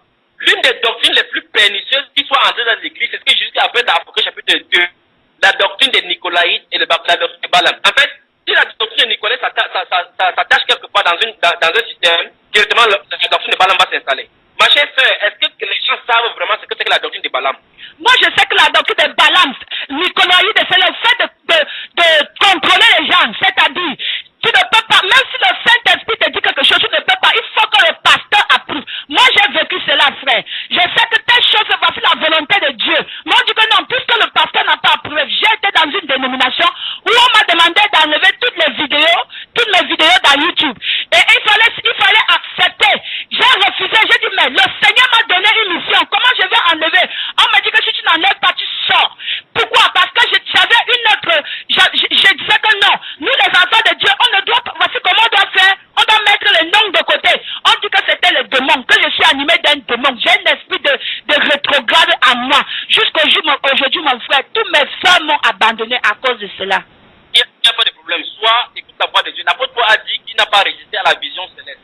Imagine quel combat l'apôtre Paul a eu avec Gamaliel, avec ses amis, les ex-pharisiens. Imagine ce qu'il a eu. Mais c'était la vision du Seigneur. Saisis seulement la vision du Seigneur et fonce, ma soeur, comme tu en as défoncé. Amen. Tes œuvres ne seront pas vaines. Donc, je dis ceci. L'une des doctrines les plus pernicieuses qui soit dans le milieu dénominationnel, je dis seulement cela pour que les gens comprennent pourquoi Dieu demande d'exorciser là. Souvenez-vous, c'est Jésus qui parle à l'église. Il dit écrit et envoie-le aux 7 églises qui sont les 7 dispensations de l'église. Et nous sommes à la dernière dispensation de l'église de Laodicée. Il dit misérable, aveugle et pauvre, nu. Et l'église de Laodicée ne se connaît pas. Qu'est-ce que Dieu a dit à l'église de Thyatire? Il a dit quoi dans le chapitre 2? Il dit quoi? C'est que j'ai contre toi, c'est que tu as des hommes attachés à la doctrine de Nicolaïde. Écoutez bien ceci. Nicolaïde vient du grec Nico et Laïd, qui veut dire Nikos, conquérir le peuple, dominer sur le peuple. Donc, dans cet âge de l'église, il y avait Ignace d'Antioche qui a commencé à écrire que là où il y a l'évêque, là où il y a l'église du Seigneur. Or, la Bible nous déclare que l'église locale est dirigée par un comité d'anciens. Partout, vous pouvez voir cela dans Actes des Apôtres, chapitre 14, verset 23, Actes chapitre 20, verset 17 et autres. En fait, donc, Ignace d'Antioche a commencé à dire que là où il y a l'évêque, là où il y a l'église, petit à petit, un groupe a commencé à s'élever. Quelqu'un a commencé à s'élever. Mais maintenant, ma soeur, ce qui est surprenant, c'est que toutes ces choses qu'on est en train de dénoncer, on les sémence dans la Bible. Venez-vous, quand j'ai commencé à parler ce début, j'ai touché l'Ancien Testament et les pharisiens pour parler. Mais ma combien que la doctrine de Nicolas a commencé dans la Bible. Disons quelque part, allons-y pour voir un homme qui s'est retrouvé. Alléluia. Prenons le livre de 2 Jean. Amen. 2 Jean, ou bien, prenons 3 Jean, 13 Jean. Amen. 3 Jean. Lisons le livre de 3 Jean. Il y a des révélations dans la Bible, c'est que Dieu dit. Écoutez, la Bible dit 3 Jean, à partir du verset 1. L'ancien a Gaius, le bien-aimé que j'aime dans la vérité. Bien-aimé, je souhaite que tu prospères à tous égards et sois en bonne santé, comme prospère l'état de ton âme. Verset 3. J'ai été fort réjoui lorsque les frères sont arrivés et ont rendu témoignage de la vérité qui est en toi, de la manière dont tu marches dans la vérité. Je n'ai pas de plus grande joie que d'apprendre que mes enfants marchent dans la vérité. Bien-aimé, tu agis finalement dans ce que tu fais pour les frères, et même pour des frères étrangers. Écoutez maintenant verset 6. Lesquels ont rendu témoignage de ta charité en présence de l'Église. Tu feras bien de pouvoir aller voyager d'une manière digne de Dieu. Verset 7 maintenant. Car c'est pour le nom de Jésus-Christ qu'ils sont partis sans rien recevoir des païens. Écoutez bien aimés, nous devons accueillir de tels hommes afin d'être ouvriers avec eux pour la vérité. Verset 9 enfin. Écoutez bien là où la doctrine de Nicolas, la sémence de cela. J'ai écrit quelques mots à l'Église, mais Diotrephe, écoutez ce nom, Diotrephe, qui aime à être le premier parmi eux, ne reçoit point. Ne nous reçoit point. C'est pourquoi je vais vous voir, je rappellerai les actes qu'il commet et tenant contre nous des méchants propos. Non content de cela, il ne reçoit pas les frères. Et ceux qui voudraient le faire, il les empêche et les chasse de l'église. C'est terrible,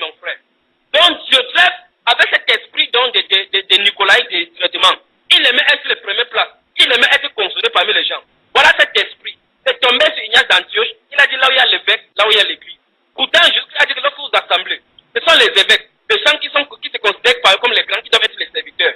Et jamais, un homme ne s'était jamais levé dans l'église. C'est pour dire, dans le système dénominationnel, vous allez voir que c'est un homme et sa femme, ou bien un homme avec son beau-frère, ou ainsi de suite. Son beau-frère va s'installer à la batterie, la petite sœur va coordonner les lois, sa femme va coordonner les mouvements des offrandes. C'est entre eux. Donc c'est une entreprise familiale. Surveillez très près. Particulièrement l'heure des offrandes est à surveiller parce que quelqu'un ne prend pas les dîmes et les offrandes. Alléluia. Donc cette doctrine-là, les autres peuples, le bas peuple reste là, on les appelle les laïcs, imagine. On les appelle les clergés. Clergé vient du mot grec qui veut dire héritage. Donc il y a un groupe qui s'est levé, qui sont clergés, l'autre sont laïcs, c'est-à-dire le peuple, le bas peuple. Or, la Bible déclare que nous tous, nous sommes l'héritage de Dieu en Christ. Alléluia. Il n'y a pas un groupe léger, c'est-à-dire héritier, et l'autre est laïque. C'est cette doctrine que Dieu dénonce. Vous entrez dans chaque dénomination, vous allez voir que l'assemblée est séparée. Il y a un groupe de gens spécialement assis sur une chaise spéciale. Tu ne peux pas t'asseoir sur cette chaise. On va te dire que ça, c'est les chaises des anciens. Ça, c'est les chaises des pasteurs. Et les chaises en tout, le ventilateur, la climatisation, est braqué sur eux. Les autres personnes sont assises à même, d'autres sur le banc, d'autres sur les chaises. Chacun connaît sa place. Peu de temps, on sermonne, chacun est assis là-bas. Les gens ont vieilli dans la foi. Tu lui demandes en Christ, qu'est-ce que tu fais? Il dit, ça fait 20 ans que je suis dans la foi. Personne n'a sa place. Or, chaque personne a quelque chose à apporter. Le système dénominationnel doit être brisé. Mais souvenez-vous de ceci. Je veux dire quelque chose. Souvenez-vous de ceci. Le système dénominationnel ne peut pas être changé absolument de façon radicale. Dieu appelle seulement son peuple à sortir. Il y a des pasteurs à qui j'ai parlé qui ont accepté et casser ce système-là. D'autres qui n'ont pas été humbles. Mais ceux à qui ce message est destiné écouteront et ils comprendront et ils viendront. Personne ne peut forcer quelqu'un à entrer dans le corps de Christ, dans la volonté parfaite de Dieu. Dieu a dit que je connais mes brebis et me connaissent. Ceux-là, il faut que je les amène. Donc si le Saint-Esprit ne révèle pas à quelqu'un, il ne viendra pas. Je prie donc que mes frères, mes soeurs qui m'écoutent maintenant, sachent que l'esprit de Nicolaïque est dans la dénomination. L'esprit de Nicolaïque est dans la dénomination. Et quand il y a ça dans la dénomination, on va organiser les séminaires. Tout va être payant. Les services vont être payants. Les prières, les visites, pour avoir le membre de Dieu, il faut être payant. Il faut passer par les standards. Toutes ces organisations-là, ça ne vient pas de Dieu, mes soeurs. Alléluia. Il faut que nous, pour reconnaître que nous avons fauté quelque part. John Wycliffe est venu, il a traduit la Bible, les gens ont lu. Maintenant, ceux qui étaient dans les catholiques, qui avaient suivi les traditions des hommes, sont sortis et ont continué. Les puritains sont sortis. Ils ont continué en marchant d'après la parole de Dieu. Seulement, c'est qu'il y avait les gens de l'Église catholique, ils n'étaient pas dans la volonté de Dieu. Dieu sait son peuple. Le peuple de Dieu est scellé par génération. Ceux qui vont écouter la voix dans la dispensation vont entrer. Écoutez la voix de Dieu dans cette génération. Vous m'écoutez. Ne regardez pas en arrière. Ne commencez pas à dire où sera Judas, il sera en entrée au paradis. Judas, son compte est réglé. Ne regarde pas ceux qui étaient dans la génération depuis qui sont morts. Où seront-ils? Maintenant, Dieu te demande de sortir. Ne regarde pas en arrière comme les Juifs qui sont sortis quand il a dit comment pour les Égyptiens et eux mangent au moins. Non. Fixe les yeux sur Canaan. Fixe les yeux sur Canaan. Franchissons le mur. Quittons Gades Barnea. Franchissons cette eau de Judée et traversons. Ne murmurons pas, frère. Ne murmurons pas, ma soeur. 2 personnes seulement sont entrées sur 2 millions de personnes qui sont sorties. C'est arrivé parce qu'on a murmuré. On raisonnait à nous-mêmes. Ne crois-tu pas que nous ne pouvons pas faire? Nous ne pouvons pas faire. Si Dieu se dit trompé, non. Dieu connaissait qu'à Canaan, il y avait les Anakiens. Mais il a dit que c'est pour vous. Dieu commande à son peuple de sortir du milieu d'eux. De sortir du milieu d'eux. À l'instant où quelqu'un identifie de quel million doit sortir, c'est clair dans la Bible que c'est les dénominations. Il a dit la grande Babylone, la mère des impudiques et des abominations de la terre. Les impudiques. Toutes les doctrines qui ont été installées à partir du concile de Nicée, concile de Constantinople et autres conciles qui ont eu lieu, est infesté dans toutes ces dénominations. Voilà pourquoi les gens vont accepter la parole de Dieu jusqu'à un certain niveau, ils vont rejeter. Pourquoi? Parce que ce sont les décisions consulaires. Si tu veux bâtir une œuvre d'après le Seigneur, il faut bâtir d'après la révélation de la parole de Dieu. Et en fait, si tu n'as pas été appelé par Dieu pour bâtir son œuvre, tu ne peux pas bâtir. Tu vas faire tout par imitation. Tu vas faire tout par imitation. Alléluia. Mais la volonté parfaite de Dieu, à cette époque, c'est qu'on sort des dénominations. Alléluia. Ah, frère, vraiment, il faut avouer que quand tu sors des dénominations, la persécution est vraiment forte. Parce que c'est la grâce de Dieu, frère. Vraiment, j'ai failli, j'ai des maux de tête. Parce que tu l'as dit que non, on est toujours ensemble. C'est seulement cette affaire. On t'a dit que tu as perdu. Frère, j'ai souffert. Mais je rends grâce à l'Éternel de m'avoir aidé de tenir ferme. J'ai tenu ferme, frère. La Bible déclare dans Amos chapitre 3, le verset 3, que 2 hommes peuvent-ils marcher ensemble sans en être accordés. Comment au monde quelqu'un qui prie avec les statues peut se réunir avec quelqu'un qui prie le Saint-Esprit? Je ne peux pas comprendre, ma soeur. Je veux que quelqu'un m'explique. Est-ce que c'est possible que quelqu'un qui prie la Vierge Marie se réunir peut-être pas avec quelqu'un qui vit la sainteté? Est-ce que c'est possible que quelqu'un qui vit dans l'iniquité, dans l'impudicité, communie avec un saint dans la foi? C'est pas possible. La Bible déclare que vous êtes saint. Le temple de Dieu est saint, c'est ce que vous êtes. Donc la communion, c'est un esprit en vérité. Voilà pourquoi je rends grâce à Dieu pour Éphésiens chapitre 4. Il a dit que, étant monté, il a fait les dons aux hommes. Il a fait les uns comme apôtres, les autres comme prophètes, comme évangélistes, comme docteurs et comme pasteurs, pour le perfectionnement des saints et de l'éducation de l'œuvre de Christ, en vue de l'œuvre du ministère, jusqu'à ce que nous soyons tous parvenus à l'unité de la foi. Le Saint-Esprit est en train de regrouper ces gens. Le Saint-Esprit est en train de travailler. L'unité de la foi, non pas la pique, est en train d'être atteinte. Ce n'est pas l'union. C'est ça où les gens tombent. Dieu n'a pas parlé de l'union, que non, il faut qu'on se réunisse avec telle génération, se réunir avec telle génération. Non. Ça, c'est l'écuménisme. C'est ce que la Bible appelle l'image de la bête. Donc, toute personne qui fait partie d'une génération, vous allez vous réunir sur une image appelée, sur un conseil appelé Conseil mondial des églises. Faites votre recherche. Si votre dénomination se trouve déjà dans le conseil économique, sache que toi, tu es vendu au diable. Tu es vendu au diable, c'est le cas de Lodi. Maintenant, si elle n'est pas encore, la loi va sortir sur la terre. Tous ceux qui ont les dénominations vont se rallier à l'église catholique. C'est ce qui est écrit parce que vous êtes ses filles. Oui, frère, je suis allé dans Google, j'ai fait. Mais presque toutes les dénominations sont dans la liste économique. Donc, une fois que tu crées une dénomination, puis tu mets le nom, automatiquement tu es déjà dans les communistes, frère. Et ces gens-là, beaucoup de chrétiens ne savent pas. En fait, voilà pourquoi nous sommes là. Voilà pourquoi Dieu nous envoie pour parler afin que les gens sortent de là. Beaucoup de personnes ne savent pas que comme l'écuménisme a commencé sous Constantin, c'est ça qui a commencé. En 1966 et 1967, il y a eu le concile de Vatican II où on a profiné cela. Les églises protestantes qui étaient sorties sous Martin Luther, j'imagine que si Martin Luther pouvait comprendre cela, il va encore revenir 4 fois boxer seulement les gens se passer avec les mains. Parce que là où il avait demandé aux gens de sortir, les gens sont encore rentrés. En fait, il s'appelle les églises sœurs pour montrer qu'ils sont là par affinité. Dieu n'a pas parlé de l'union, Dieu a parlé de l'unité de l'esprit. L'apôtre Paul a dit dans 1 Corinthiens chapitre 5, n'étant pas à Corinthe, il dit vous et mon esprit étant assemblés ensemble, n'étant pas présents de corps. C'est l'unité de l'esprit. Le même esprit va révéler la même parole partout dans le monde entier. Et les chrétiens qui reçoivent la même parole vont être unis dans un seul corps. C'est comme ça que Dieu veut. Dieu ne parle pas de l'union, il parle de l'unité. Vous voyez, ce qui se passe, c'est que les religieux, ceux qui sont en Amérique doivent comprendre ce qu'ils sont dit. Ceux qui sont en Amérique doivent comprendre ce qu'ils sont dit. Tous les évangéliques religieux sont été liés à l'église catholique, sont allés faire allégeance avec Rome. Tous les évangéliques, les grands pasteurs qui sont à l'évangélique, les grands pasteurs qu'on connaît à la télévision, les évangélistes, ont fait allégeance avec Rome. Oui, frère, j'ai vu la photo. Il y a un homme de Dieu qu'on appelle, c'est Billy Graham, où il saluait le pape. Bénéhine, où il saluait le pape. Je me demande quelle est la communion qu'ils ont entre les deux. Exactement. Vous pouvez voir autant. Tout cela ont fait Billy Graham, comme tu as cité, vous ne pas le citer, mais il faut qu'on cite pour que les gens, les enfants de Dieu savent. Billy Graham, Bénéhine et autres ont fait allégeance. Et le sénateur, celui qui a créé Campus pour Christ, ils ont fait allégeance avec l'église catholique. Nous avons les vidéos à notre possession. Tout cela, remarquez très bien comment ils s'asseyent. Quand ils s'asseyent dans le conseil, le pape, son trône est toujours en haut pour montrer que ce sont les églises mères. C'est elle qui contrôle l'église mère. Apocalypse chapitre 13 dit qu'il lui fut donné le pouvoir de faire l'image de la bête. L'image de la bête, que l'image de la bête parla. Et à partir de là, il est écrit que tous ceux qui n'adoraient pas l'image de la bête, ça veut dire que tous ceux qui ne vont pas plier bagage pour entrer dans le conseil de l'église, tous ceux qui vont sortir, voilà pourquoi Dieu dit qu'on sort pour se réunir en assemblée de maisons. Je ne sais pas comment je vais faire pour que les gens puissent comprendre, mais je prie le Seigneur de lui-même de donner ces choses aux gens. À l'instant où les gens vont avoir les autorisations des chefs de l'État et des gouvernements, on va les forcer. Il y a des lois qui vont voter. Les gens vont se plier. Tous ceux qui ont et ils vont dire que pour qu'on contrôle bien la chose, que ça n'aille pas à dérive comme il y a eu les tentamas des différentes délégations qui sont sorties pour qu'on puisse contrôler l'église. Et c'est normal.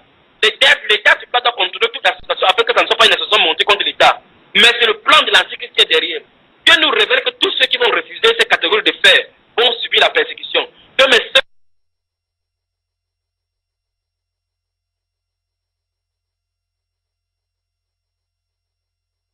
sont sorties pour l'État doit contrôler toute la situation afin que ça ne soit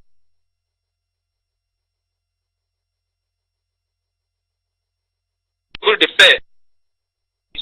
Que mes sœurs dans le monde, mon frère dans le monde, toi qui m'écoutes maintenant en Amérique latine, en Amérique du Nord, en Amérique du Sud, quel que soit l'endroit où tu me trouves, sache que nous sommes appelés à cela. Dans Actes chapitre 14, verset 22, la Bible dit, il passait partout avec Barnabas, il fortifiait l'esprit ici. Il a dit que sachez que c'est par quelques tribulations et difficultés qu'il nous faut entrer dans le royaume. Donc les difficultés, c'est la nourriture quotidienne du chrétien. Jésus est le dispensateur de ces persécutions-là. Si quelqu'un croit être prophète ou apôtre, la Bible déclare qu'il reconnaît que ces commandements-là, c'est un écrit, un commandement de l'Éternel. Donc on ne peut pas faire autrement. La marque de la bête viendra à l'intérieur quand on va commencer à entrer dans ce système dénominationnel. Et maintenant, l'image, pendant que Christ, par son Saint-Esprit, est en train de verser l'unité de la foi. Imaginez, comprenez, c'est l'unité de la foi, c'est l'unité de la parole pure dans la parole de Dieu. Parce que la Bible dit que la foi vient de ce qu'on entend via la parole de Christ. Quand la parole de Christ va être donnée de façon unanime, de façon directe, de la même façon, en quelque lieu que ce soit, selon sa préscience, il va serrer son épouse et va les enlever dans ces milieux. Et parallèlement, pendant que l'esprit de Christ agit pour regrouper ses enfants, l'esprit antéchrist réunit également ses fidèles à elle. C'est ça qu'on appelle Babylone la grande, ce système babylonien qui a commencé sur Nimrod. Souvenez-vous, Nimrod veut dire rebelle. C'est Nimrod qui a commencé à être puissant sur la terre. Il a commencé dans la Genèse, au chapitre 11, pour construire un tour de Babel. Babel, la confusion. Là où on ne peut pas parler le même langage, mais il faut qu'on s'entende à tout prix. Ça veut dire que c'est la vérité qui prend place, qui donne la place à la réunion. Non, Dieu n'a pas parlé de l'unicité. Dieu a parlé de l'union de l'esprit, l'unité de l'esprit. Il n'a pas parlé de l'union. Ce n'est pas l'union charnelle, non. D'abord, dans 1 Corinthiens chapitre 5 dit donc que, n'étant pas présent de chair, je suis présent en esprit. Où est mon esprit étant assemblé par la puissance du nom de Jésus-Christ. Et vous voyez cela, donc tous les chrétiens, vous avez dit que l'église c'est le corps de Christ, c'est le corps glorieux du Seigneur Jésus-Christ. Donc tous ceux qui ont accepté Jésus-Christ depuis la première Pentecôte jusqu'à ce que Jésus vienne, ceux-là sont à partir. Donc ça veut dire que les gens qui sont morts depuis en Christ, ils font partie. Mais sur la terre, c'est l'église locale. Donc toute personne qui n'est pas de cette église locale-là, Dieu ne le connaît pas, eux, ils vont entrer dans le système antichrist. Mais ceux qui sont nés de Dieu, ceux qui sont nés de l'esprit du Dieu vivant, Dieu les appelle à sortir parce qu'il a de vouloir faire quelque chose. Il dit sortez du milieu de mon peuple. Beaucoup de pasteurs se tuent maintenant à avoir la régulation en voulant respecter l'autorité de l'État. Ils ne savent pas quel est le pied dedans. J'aimerais bien m'asseoir avec des pasteurs, m'asseoir avec des prophètes pour leur expliquer d'après la parole de Dieu ce qui est en train d'arriver sur l'église. Dieu veut serrer son épouse. Voilà pourquoi il demande que les gens sortent du milieu d'eux. Que les gens sortent de... La dispensation dénominationnelle est passée. C'est exactement ça. Ce qui s'est passé depuis 1000 ans de ténèbres quand il a suscité Martin Luther en disant bah, dis-leur que ce n'est pas la vente des prières. Mon juste vivra par la foi. Quand c'était terminé, il a scellé le groupe. Qu'est-ce qui s'est passé? Jean Calvin est venu, elle a dit quoi? Avec la sanctification. Il a dit, après être accepté par la foi le salut, il faut être sanctifié. Par la suite, qu'est-ce qui va venir? John William Seymour va venir avec le baptême du Saint-Esprit. Par le pentecôtisme, on va voir quoi? Il y a eu les trois qui ont été unis. Pourquoi? Parce qu'il y avait la justification par la foi, et même dans la sanctification, les dons du Saint-Esprit étaient restaurés. Et maintenant, on était maintenant en plein d'entrer dans la voie parfaite de Dieu. Parce que la parole sans l'esprit est l'être mort. Voilà pourquoi Dieu était à l'œuvre à ce que le maïs qui a été planté à la Pentecôte monte à maturité. Souvenez-vous dans Matthieu, dans les paraboles de Matthieu, quand il a parlé de ce monde-là, ce champ dont la bonne semence a été semée et l'ivraie a été semé, il avait dit aux anges que n'allez pas faire de peur que dans la confusion, vous ne découpez le vrai. Parce que le vrai et l'ivraie sont côte à côte. Et tellement le faux biais est tellement proche du vrai qu'il faut un objet spécial pour pouvoir détecter le faux biais. De la même façon. Voilà pourquoi Christ est en train de sceller son épouse. L'antichrist est en train de sceller son épouse. Souvenez-vous, c'est l'image de la bête. Le faux prophète, la papauté, le Vatican va contrôler cela. Le conseil écuménique de l'Église. Donc si toute personne qui m'écoute maintenant, c'est que son assemblée a fait à l'agent avec l'Église. Tapez dans votre région, dans votre pays, partout où vous vous retrouvez. Tapez la liste des membres du conseil écuménique. Si vous voyez le nom de votre dénomination là-bas, sortez rapidement, mes chers amis. Vous n'avez pas encore vu. Écoutez-moi maintenant, peuple de Dieu qui m'écoute maintenant. La loi sera mondiale. Ça sera mondial. On va l'accepter de façon unanime. Comme le FMI, la Banque mondiale, prend les décisions et ça circule dans tout le pays. C'est de la même façon que ça va se passer. C'est devant nous maintenant. La loi va sortir. Toute personne qui a des églises avec des noms, comme on dit là, des dénominations avec des décrets, doivent être dans chaque zone contrôlée par une paroisse. Et les cardinaux, les évêques seront au-dessus d'elle et vont rendre compte à l'église catholique. Vous l'admettez ou non, ou non, les gens vont sortir et ça sera trop tard. Alors on va voir quoi? Matthieu chapitre 25, verset 1 à 6 va s'accomplir. Les vierges sages ont pris l'huile, le Saint-Esprit. D'autres étaient pris, c'était des vierges, mais ils n'ont pas compris la volonté du Saint-Esprit. Ils n'ont pas été scellés. Alors par conséquent, ils n'ont pas répondu à l'appel. Quand on est entré, qu'est-ce qui s'est passé? Beaucoup de personnes vont aller dans la grande tribulation. Ils vont dire, Seigneur, ouvre-nous. Ils vont entrer dans l'obscurité des dehors. Pourquoi l'obscurité? Parce que la lumière du monde est quittée. La lumière, la Bible, dans 2 Thessaloniciens chapitre 2, la Bible déclare que vous savez très bien ce qui retient afin que l'impie n'apparaisse qu'en son temps. Quand l'enlèvement va avoir lieu, l'impie va se manifester. Les chrétiens qui vont rester sur la terre vont reconnaître que tout ce qu'on leur prêchait était la vérité. Rentrons dans la simplicité de la parole. Rentrons dans la communion fraternelle. Et en plus de cela, Satan connaît mieux que nous le principe biblique de la répartition géographique et de la dispersion des sels. Le sel, quand vous versez dans la nourriture, Il y aura des zones, il y aura des sels, il n'y aura pas. Jésus a dit, vous êtes le sel de la terre. Il faut qu'on soit dispersé. Dans votre quartier à Dublin, dispersez-vous dans les différentes maisons, afin que les communions soient là. C'est anormal devant Dieu. C'est une faute devant Dieu que quelqu'un qui parcourt 50 km parce que la dénomination qui est à côté de lui n'a pas de même doctrine. C'est une faute. Voilà ce qui montre que la communion fraternelle est divisée par les dénominations. La dénomination et les écoles théologiques, la théologie d'étude de Dieu a fait beaucoup plus de mal à l'œuvre de Dieu. Regardez très bien comment l'Église, j'ai dit tout à l'heure là que le Saint-Esprit est mentionné, l'Esprit est mentionné 57 fois seulement dans l'acte des apôtres, pour montrer que le Saint-Esprit qui conduisait l'Église. Regardez comment les Éthiopiens rentrent de Jérusalem pour adorer, le Saint-Esprit enlève Philippe pour leur envoyer là-bas pour aller le prêcher. Pour dire que si tu cherches de tout ton cœur, Dieu va se révéler à toi. Toute personne qui était sous un joug étranger, sous un joug religieux, au nom de Jésus-Christ, que vous en soyez libérés maintenant. J'ai pris le Saint-Esprit de toucher tous ces pasteurs qui écoutent maintenant, tous ces prophètes qui écoutent maintenant, qui posent des questions et qu'on leur répond, qu'ils écoutent la volonté parfaite de Dieu pour cette époque. Souvenez-vous de ce que j'ai parlé comme dispensation. Caïphe était souverain sacrificateur selon l'ordre de Moïse, selon l'ordre d'Aaron. Mais le grand souverain sacrificateur selon l'ordre de Melchisedec était là. Les deux souverains sacrificateurs étaient côte à côte. Lui, les dispensations devaient disparaître alors que l'autre devait faire place. C'est la zone tampon. C'est la zone tampon qui crée le truc comme ça. Beaucoup de personnes étaient dans l'expectative. Ils se posaient la question si Jean était le Christ. Parce qu'ils attendaient le Messie depuis. Le Messie était au milieu d'eux. Il leur a montré que voici la nuit de ceux qui font le péché du monde. Ça n'a pas empêché qu'ils rentrent encore dans les rudiments du monde. Pourquoi la confusion? La période où les dispensations se chevauchent, c'est là le problème. Si le Seigneur tarde à venir, les années qui viennent devant nous, on va voir clairement la distinction. Les persécutions qui ont lieu en Chine, au Népal, en Inde et au Pakistan sur les chrétiens, ça va se répandre exactement comme ça pour que les chrétiens reviennent en ordre. Et remarquez bien le réveil qui est en Corée du Sud, en Corée du Nord. Remarquez très bien, plus on se rassemble comme ça, plus on est dans l'unité de l'esprit, plus le Saint-Esprit se meurt, il y a des miracles, des prodiges, le Saint-Esprit se dégage. Mais la division, les dénominations, c'est les divisions. Vous voyez une personne traverser une dénomination à côté de sa maison pour aller prendre le taxi, aller quelque part. C'est une abomination devant le Seigneur. Alors qu'est-ce qu'on va dire? On va dire, vous êtes des tels, nous sommes de tels. La Bible répond, qu'est-ce que Paul, qu'est-ce que Apollos? Des serviteurs par le moyen où vous avez cru. Vous voyez, on commence à croire que l'église c'est un lieu, alors que c'est le corps, notre corps qui est le temple du Saint-Esprit. Et nous sommes membres les uns les autres. Vous voyez comment un chrétien quitte un lieu pour aller traversant des centaines de kilomètres pour aller adorer quelque part. C'est une abomination. Et je veux dire, l'heure vient, elle est venue, vous savez, ni à Jérusalem, ni dans tel lieu qu'on a adoré, mais l'adoration de Jésus en esprit et en vérité. La parole est la vérité. Et il a dit dans Jean chapitre 16 que quand le Saint-Esprit vient, il vous comprend la vie. Le Saint-Esprit n'est pas donné une révélation contre la parole de Dieu.